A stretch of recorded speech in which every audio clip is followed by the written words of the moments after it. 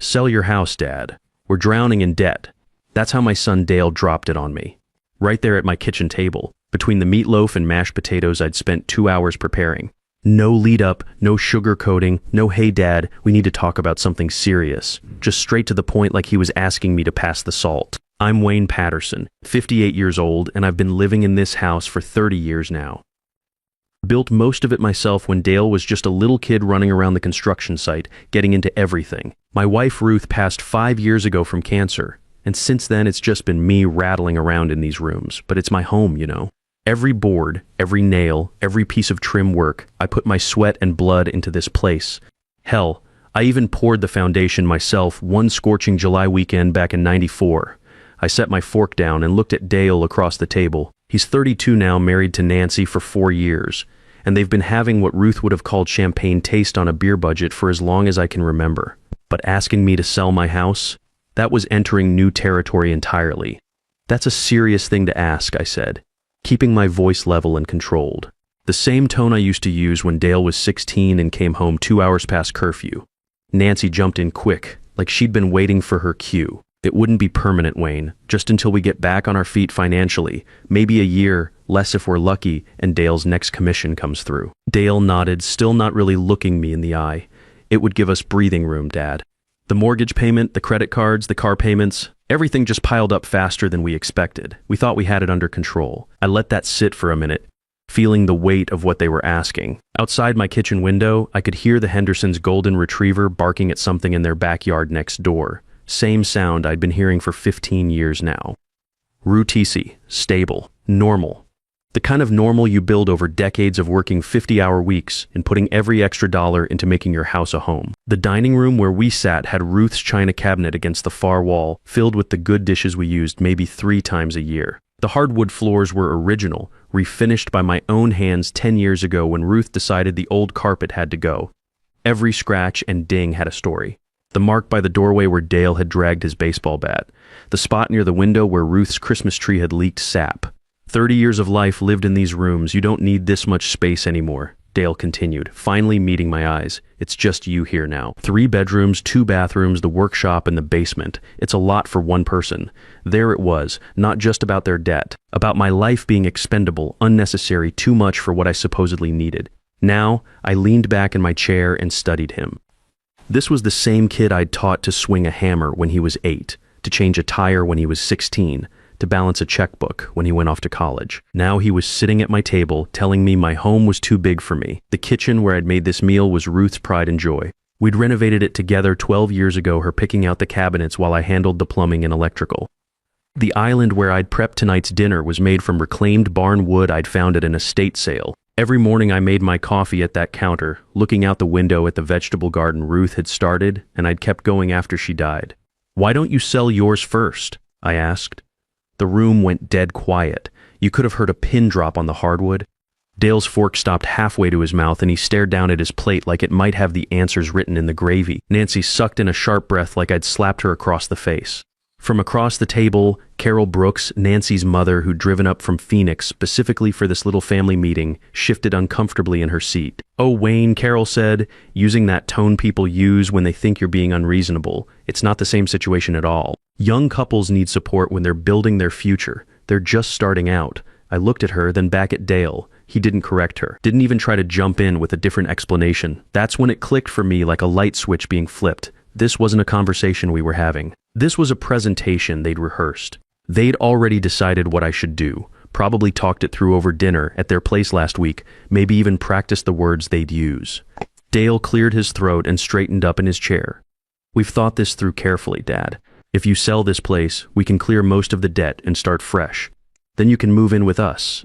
The spare bedroom is already set up, and it would actually save you money too. No more property taxes, utilities, maintenance costs." Nancy nodded along like a bobblehead. "We have that nice guest room with its own bathroom. You wouldn't be alone anymore, and we'd be right there if you needed anything. Doctor's appointments, grocery shopping, whatever comes up." Carol added her piece to the sales pitch. "It's practical, Wayne. Families do this kind of thing all the time these days. Multi-generational living is becoming very common." I listened without saying a word, letting each piece of their argument fall into place like dominoes. Sell my house, move into their spare bedroom, trade my independence for their supervision, give up everything I'd built over 30 years so they could keep their lifestyle and their status in that fancy neighborhood they couldn't actually afford. We'd take care of everything, Dale said, finally meeting my eyes with what he probably thought was sincerity. You'd never have to worry about house payments or repairs or any of that stuff again. I don't worry about any of that now, I replied simply. He shifted again, leaning forward like proximity might make his argument more convincing. Dad, you've always been there for me. You helped me through college, helped with the down payment on our townhouse, co-signed my first car loan. This is just continuing that support. And there it was, laid out as clear as day, not a request for help between family members, a bill being called in. Like all those years of supporting him, of being a father, had been some kind of loan that was now coming due with interest. I help people build, I said quietly, my voice steady as the foundation I'd poured for this house. I don't replace what they should be carrying themselves. Nancy's face tightened like someone had pulled a drawstring. Her perfectly applied makeup couldn't hide the flash of irritation that crossed her features. It's not about replacing anything, Wayne. It's just that things are different now than when you were our age. Everyone we know is moving forward constantly. Bigger homes, newer cars, better neighborhoods. We thought we were keeping up with where we should be, but we're falling behind. Her voice got faster toward the end, higher pitched, like she hadn't meant to let that part slip out. But there it was, the real reason laid bare. This wasn't about financial necessity or family emergency. This was about keeping up appearances, about maintaining a lifestyle they couldn't afford. And somehow, I was supposed to bankroll their status anxiety. Dale picked up the thread where Nancy left off, like they'd practiced this routine.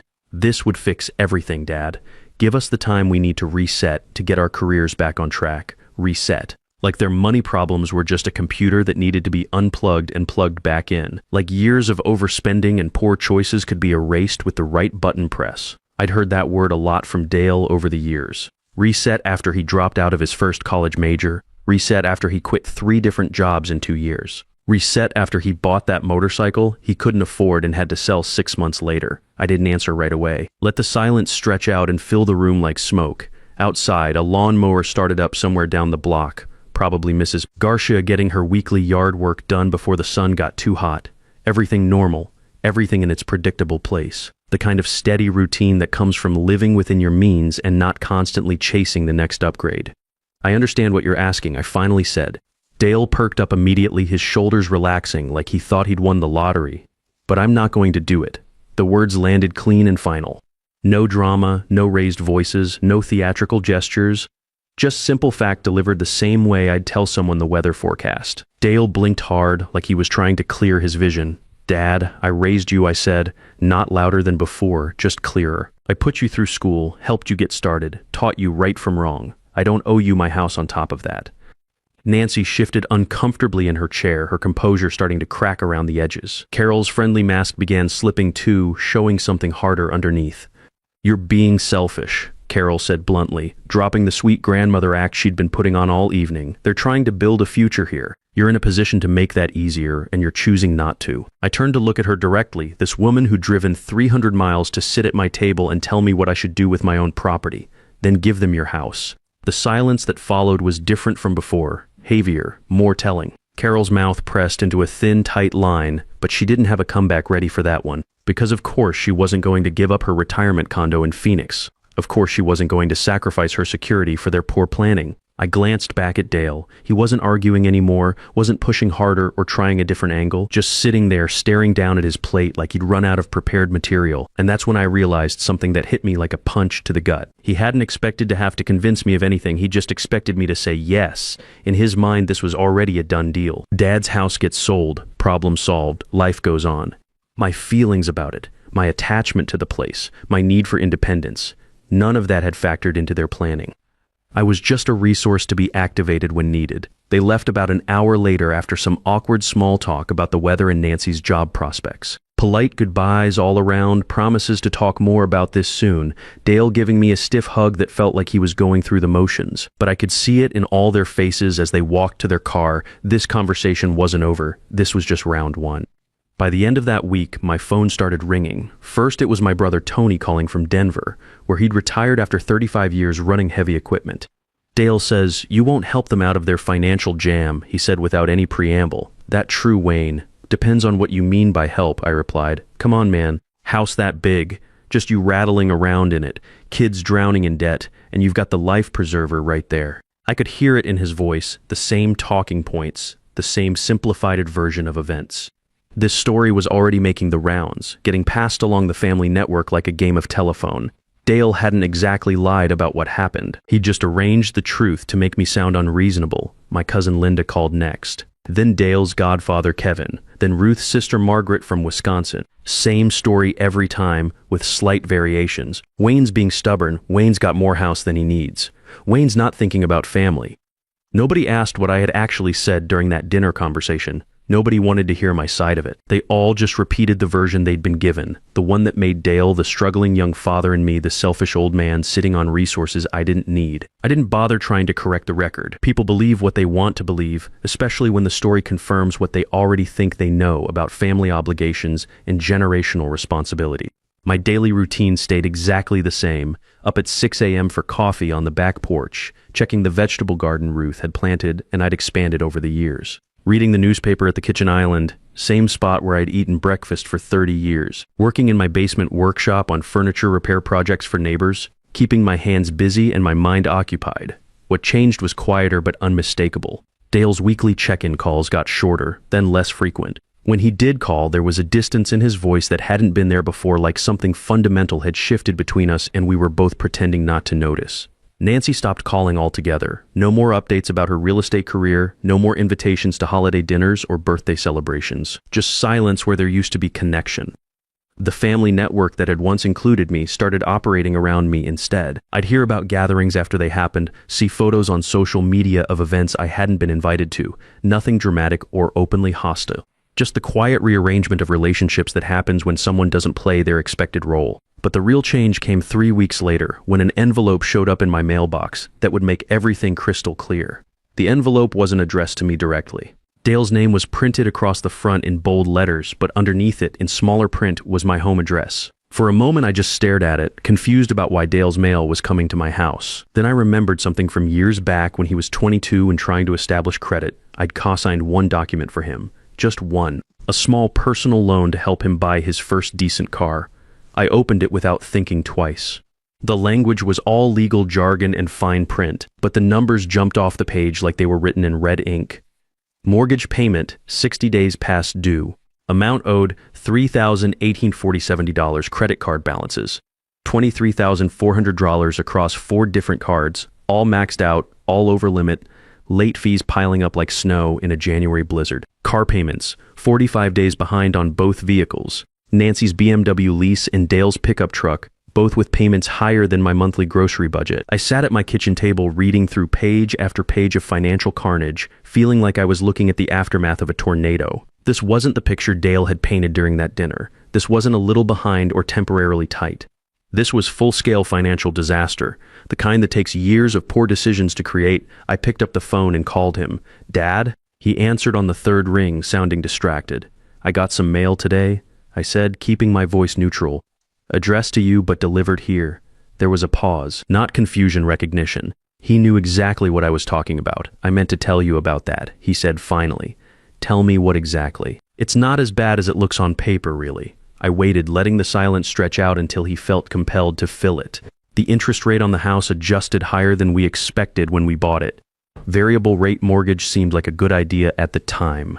We've been managing the payments, but when it jumped from 4% to 7.5%, it caught us off guard. I looked down at the paperwork spread across my table. "Managing? Dale, you're 60 days behind." Another pause. "The credit cards too," he admitted, his voice getting smaller. "We had to furnish the house when we moved in, make it look professional for Nancy's real estate clients. Then there were some repairs, some improvements. Nancy's real estate career brought in maybe $2,000 a month on a good month. Most months it was closer to $800. I'd never understood how they thought that income could support their lifestyle, but I'd kept my opinions to myself. "What about the car payments?" I asked. "The lease payments are higher than we planned, but that's temporary. Nancy needed something reliable for showing properties, and I needed the truck for work." There was that word again, temporary. In Dale's vocabulary, everything was always temporary. The overspending, the missed payments, the poor planning. It was all just a temporary situation that would resolve itself somehow. "How many payments total are you behind on?" I asked. Silence answered that question better than words could have. I looked at the documents scattered in front of me, adding up the numbers in my head. This wasn't financial pressure or a rough patch. This was financial collapse, the kind that happens when people spend years living beyond their means and finally hit the wall. You weren't asking me to help you, I said quietly. You were asking me to save you from this. That's not fair, Dad. It's accurate, son. He didn't argue with that. Couldn't argue with it, because the evidence was right there in black and white. I folded the documents back into the envelope, creasing the edges carefully. That dinner conversation replayed in my mind, but now it looked completely different. Not a son asking his father for family support during a difficult time. A drowning man trying to pull someone else underwater with him. The next morning, I drove downtown to see Keith Williams, the attorney who'd handled Ruth's will and helped me set up some basic estate planning after she died.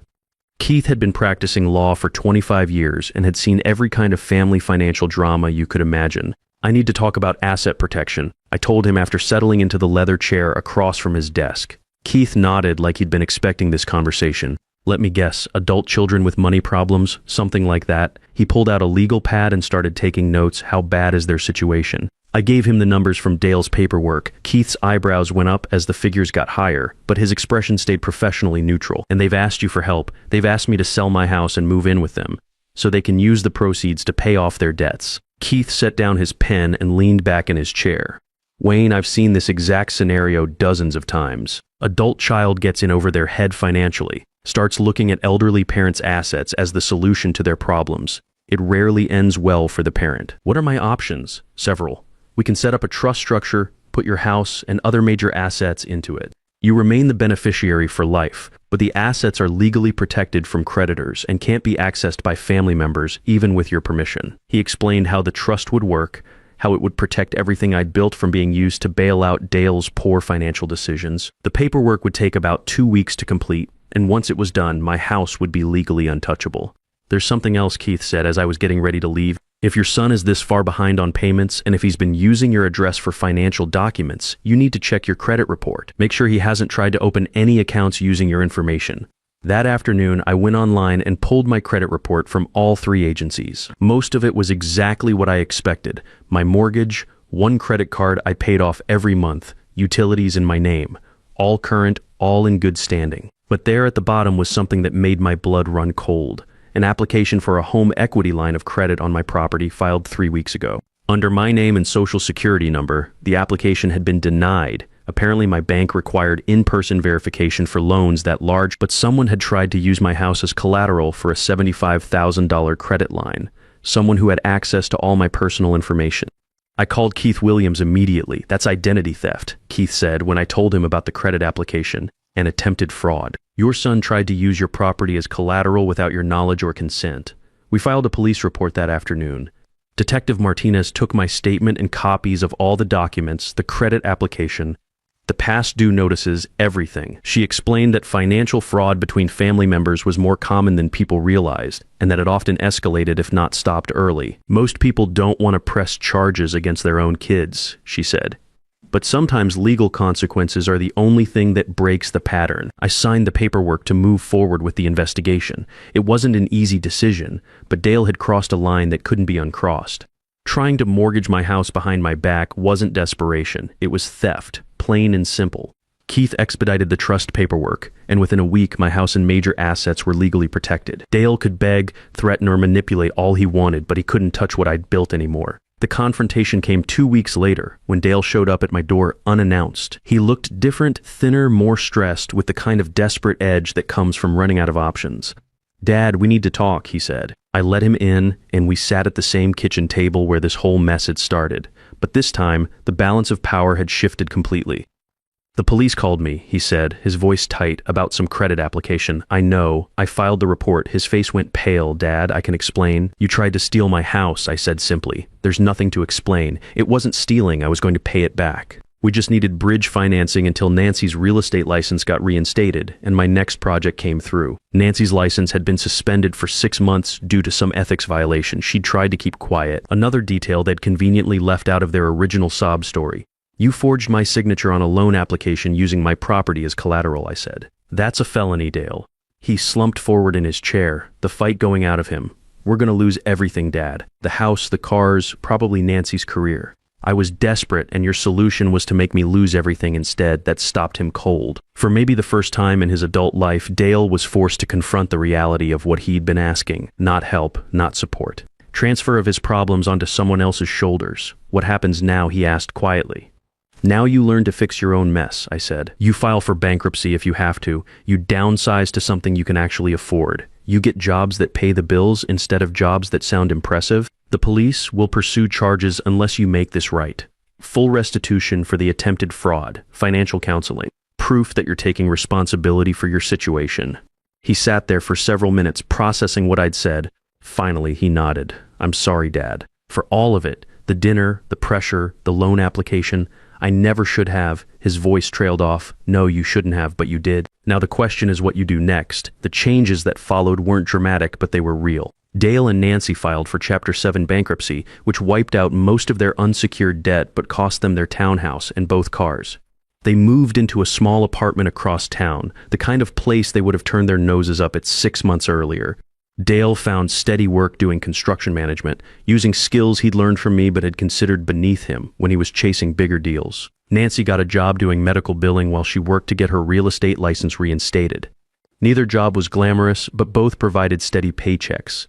The legal situation resolved when Dale made full restitution and completed a financial responsibility program. The charges were dropped, but the lesson was learned. There would be no more bailouts, no more rescue operations, no more transferring consequences to other people. Our relationship changed too, but in a better way. When Dale called now, it was to talk, not to ask for something. When he visited, it was because he wanted to spend time together, not because he needed money or favors. Last month, he brought his toolbox over and helped me repair the back deck stairs. We worked together for 3 hours, barely talking, just enjoying the satisfaction of fixing something that needed fixing. It reminded me of when he was young and actually wanted to learn from his old man. Thanks for not giving up on me, he said as we cleaned up the tools. I didn't give up on you, I replied. I gave up on rescuing you. There's a difference. He nodded, understanding finally sinking in. The difference between helping someone build something and just handing them something they didn't earn.